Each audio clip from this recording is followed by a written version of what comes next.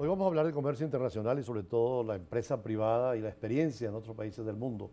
Por eso tenemos a José Méndez, experto en petróleo y energía nuclear, y Aida Lamus, presidenta de la Comisión Nacional de Valores. ¿En qué ha quedado esto de la Comisión Nacional de Valores que usted presidió? ¿En qué época? ¿En qué ha quedado? ¿Qué es hoy? Hoy se llama Superintendencia Nacional de Valores, pero ha perdido actualidad porque perdió la autonomía y Venezuela está fuera de los mercados internacionales hoy en día. ¿Qué hacer ante esa ausencia de Venezuela de los mercados internacionales? Justamente hay que volver a crear y a recrear las empresas públicas, fundamentalmente las de petróleo, los hidrocarburos y el oro y los minerales, para volverlas a ser competitivas. Y esa ha sido mi tarea desde hace 10 años que estoy trabajando el tema con la finalidad de ofrecerle al país una alternativa. Hoy le doy las gracias a usted porque me da la oportunidad de dirigirme a los venezolanos, porque sí tenemos una esperanza. Hay posibilidad de recuperar esas empresas y fundamentalmente si podemos distinguir entre la propiedad que es de la nación, es decir, de todos los venezolanos, y a quién le corresponde la administración. ¿Qué experiencias internacionales tiene para eso? Para seguir nosotros esa experiencia de otros países.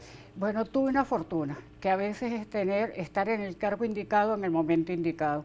Cuando los mercados internacionales empezaron a desarrollarse ya con una economía globalizada, yo estaba en el cargo de la Comisión Nacional de Valores y vi crecer todo el movimiento de la transformación de las empresas hacia la ética, después de la crisis del año 2000, donde cayeron muchísimas y todo fue producto de malversación, de ocultamiento de información, y se fue creando entonces todo un movimiento basado en la ética, en el gobierno corporativo, primero para las empresas que cotizaban en bolsa y posteriormente para las empresas públicas del Estado, donde la propiedad es de la nación y en consecuencia la administración deja mucho que desear en muchos países.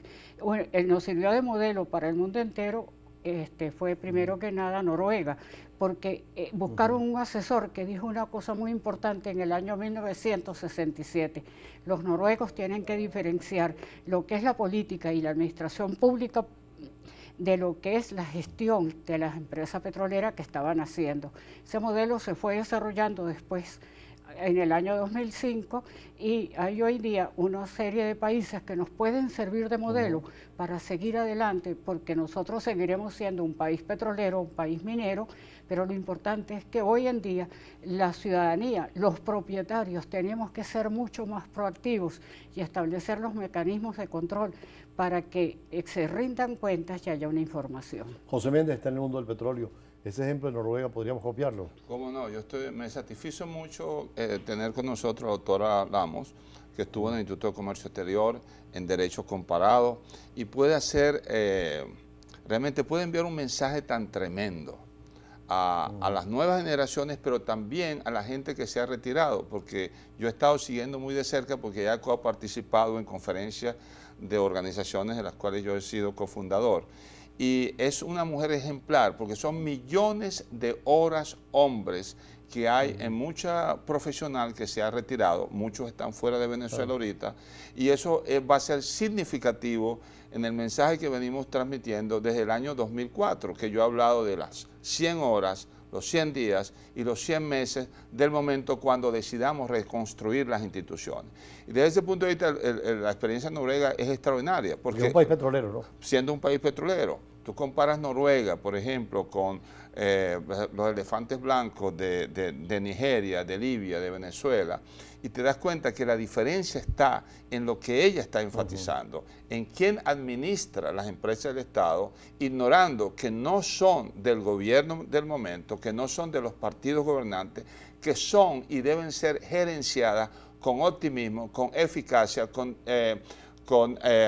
rendición de cuentas como empresas de la nación. Sin descuidar el aspecto social, ¿no? Sin descuidar el aspecto social, pero es precisamente eso. ¿De qué me vale, por ejemplo, otros sector servicios? Porque la economía del futuro es 70% servicios, 10% agricultura, 20% industria, incluso la industria de energía. Entonces, ¿por qué es importante? Porque usted, por ejemplo, necesita servicios de salud, o de telecomunicaciones, o de energía, o de agua, según los últimos reportes de la Agencia Internacional de Energía.